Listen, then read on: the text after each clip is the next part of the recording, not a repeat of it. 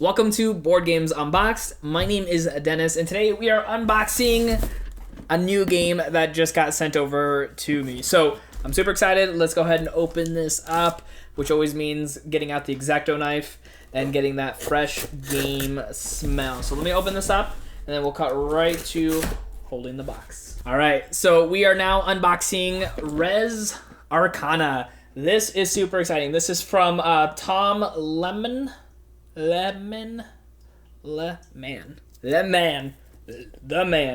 Sandcastle Games. By the way, I am terrible with pronouncing names, so always apologize for that.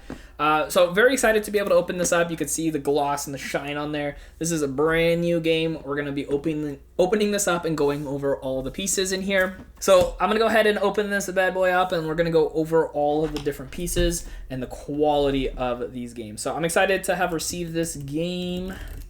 And let's see here. Thank you, X-Acto knife, for doing exacto what you need it to do. I got lame puns, don't worry. Okay. Oh yeah. It smells new and fresh. Okay. So, of course, here at Board Games Unboxed, I also like to talk about artwork and the quality, because I think that really bodes well when it comes to a game and really trying to get immersed with it. So first and foremost, of course, the artwork on the actual box of the game is fantastic. Really good quality. And this also feels really nice. I don't ever know what to call it, but, like, can you hear that? Like, that just feels really, really nice.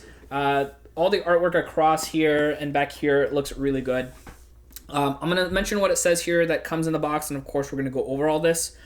This comes with 40 artifact cards, 10 mage cards, 10 monument cards, 150 wood essential tokens, 5 places of power, double-sided, and 8 magic items, 1 first player tile, 12 extra essential chips, and then 4 reference cards, plus 1 summary tile, and 1 rule book. In case you're curious, this is 2 to 4 players, ages 14 and up, it looks like, and then anywhere from 30 to 60 minutes long.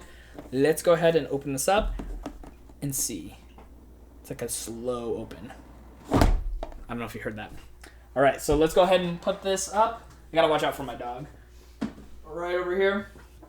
And let's see what we got inside this box. Now, just like most games, it looks like the rulebook takes shape exactly as the size of the box, which I actually really like for some reason. I like when games have rulebooks that are just the size of the box. So it looks like the size of the font and everything looks easy to read. Of course, there's always rules on YouTube that you can read through and go over. Now, I'm going to go through all these different pieces. I actually haven't played this game yet, but I actually watched some videos on it and got really excited knowing that it was coming in. So now I can at least go over some of these things as well too. So first and foremost, we have some tiles over here. These are the tiles every player is going to pick one of each at the beginning of every new round. These are honestly very nice. The artwork on here is fantastic. The quality is really good. So one side has the actual activity of the card, and then the other side says pass, draw 1 card, just as a reminder. And it is punch out cardboard, but overall it looks really, really good. And then we have all the different ones that we have here in the game.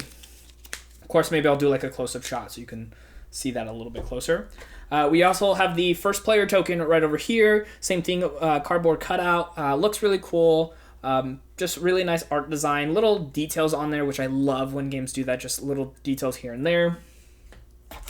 Then we have, oh man, these are like all so new. Oh, I love this. Don't you just love when the cards like this are brand spanking new? Oh man. Thank you, X-Acto knife, again, because I always get afraid to like cut this stuff open. I just never want to ruin any of the cards. Oh man. Just like taking that off feels so good. Okay, so let's take a look here and see. So we have a couple different types of cards, of course. We have, like we talked about, we have some of the rules, we have some of the mages, we have some of the artifacts right over here. So a lot of different cards. These feel really good. I mean, maybe because they're new, but they feel really good. The back ends of them look nice, and then the actual art on these things look really cool too. Like, they look nice, they look well done. Like we have some of the mages over here. These look really good too. So this, for me, honestly, just looks fantastic, and I like it. I'm excited to, of course, also play the game too, not just, admire all the items. But that is a really important part for me too, because again, it makes me feel a lot more immersed in a game when I have all of these different pieces that are really making me dive deeper into the theme of the game, I would say. So now we have some of these bigger cards right over here. So these ones right over here are going to be in the game itself, and then any player can buy them, but of course they're a lot more expensive. These are the two-sided that we were kind of going over as well. Fantastic artwork across the board on all of these, on both sides. The cardboard cutout, these are very nice and sturdy, just like everything else in this game. The quality of all the cards and all the pieces so far are feeling really, really good in my hands. Again, it could be because they're new, but I think at the same time, just long term, I think they're going to do well. Here's like a nice set of rules as well too, kind of like just a quick reminder for people, which is nice. Same size as the other cards I was just showing you. And then we have the really cool part of the game as well too, which I'll show you here in a second. These are little tokens over here. Sorry, it's probably loud. So these are little 5 icon tokens. So if you run out of a certain ether, you can put one of that type of ether and then count it as 5 tokens. So that way you can put the rest back because there's a limited quantity. These are cardboard punch outs, but you didn't have to punch them out, which is always sometimes okay, but I kind of like that punch out. It feels good. But these actually came in like a little plastic, not necessarily Ziploc, but just in a regular plastic bag. But they do go in a box that I'm going to show you here in a second, so they don't stay in there forever. And this right over here is all of the ether. So it's kind of shiny right there because it has a plastic on the top of it. But this is super cool. One, this looks really nice as far as the design to it across the board. Those little pieces with the 5 number on them that I was just showing you go into the center over here. I don't know why they didn't just put them in there, but that's totally cool. I could just do that by itself. So I'm going to take this top plastic off. And then in here, you can see there are 5 different colors. Those, of course, represent all the different ethers in the game. Right now, they come in Ziplocs. I'm assuming if you wanted to, you can always put them back in the game, or put them back when you're done in the Ziplocs, or you can keep them here and just put that top back on. I've seen people do that, and it seems to stay pretty steady. This actually feels, I mean, it's a plastic, but it feels pretty durable too. So, I mean, obviously this holds all of these, so they would like to keep this around for long term. So that is a really cool thing. And I'll show you the insert of the game too, because it fits so nicely in there. But I want to show you these ethers really quick. So I'm going to show you one of each. So I'm going to get them out really quick, so I can kind of go over every single one of these, because they actually have different shapes, and then the colors themselves look nice too. So they are made out of wood, and then they do have a nice paint job to each one. And then, like I said, they also have different symbols on them. So it's not that the color is not enough, but like this one right here, the black one, is a skull shape right over here. It represents, I believe, death. Then we have the blue one, which represents water, so it kind of looks like a water droplet. I'll do some close-up shots, of course, so you guys can see. The yellow is supposed to symbol gold, so it kind of just has like rugged edges right there. Red is supposed to symbolize fire, so it's red and looks like there's like a fire going, which is cool. And then we have the green one, which is supposed to be symbolizing, I believe, tree or life, one of the two.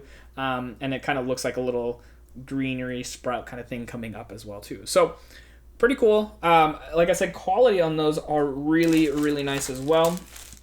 So I'm happy about that. I'm going to show you what the insert looks like as well too, because like I said, I do like looking at inserts. So right over here, this is going to be the insert of the game. Everything has a really nice place and where it belongs. That tray that I was showing you comes out because you do use this during the game, but as you can see, it has a perfect fit right in here, and it feels so nice to just be like, boop, right there, and everything is in place. So I really like that. I think it makes it a really great time for, having everything organized, put away too, because cleaning up a game is important as well, just as much as taking everything out. It looks like, for the most part, because of how everything comes, if you have your cards maybe wrapped in like a rubber band or something, keeping this game vertical might actually be okay, because this little tray here has that plastic top that clicks in a little nicely in there, so that way things are not falling all over the place, which is always nice, because I know I have people always kind of wondering about, can games go vertical in my shelf, or do I have to try to keep it as horizontal as possible?